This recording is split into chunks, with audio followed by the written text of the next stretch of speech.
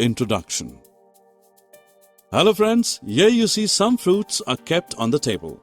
We have 5 mangoes, 3 apples and 2 pineapples. Describing in this manner is called data representation. Suppose you want to know the runs your favorite cricketer scored in last World Cup final. How will you know that? You have to look at the scorebook. The scorebook has all these data. Data handling is all about keeping the information safe.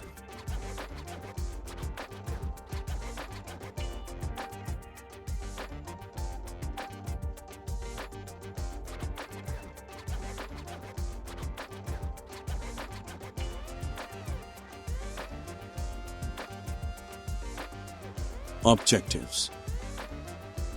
At the end of this lesson, you will be able to record data using tables, represent data using bar graphs. Friends, it is easier to find out things when they are kept properly. Well-arranged things are easy to handle. Similarly, organized data is easy to interpret. Unorganized data is called raw data. The given data represents a raw data. We can arrange this data properly by using a table.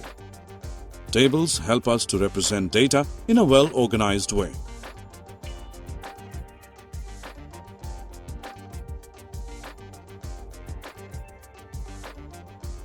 Now let's do an activity.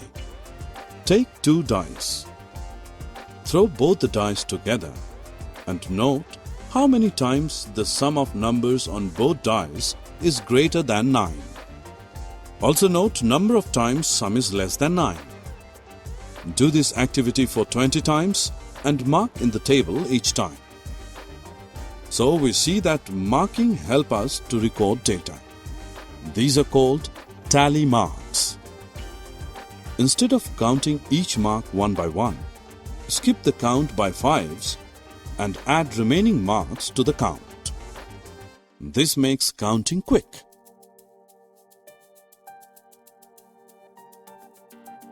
Given chart is known as the bar graph. These graphs are another way of data representation. A bar graph uses bar to represent data.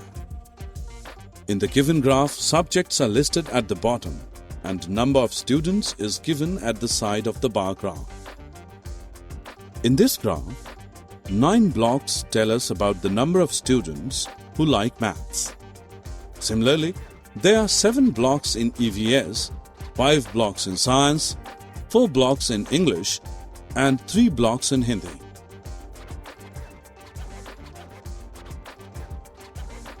Summary. Let us summarize what we have learned.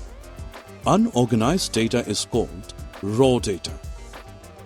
Organized data is easy to interpret.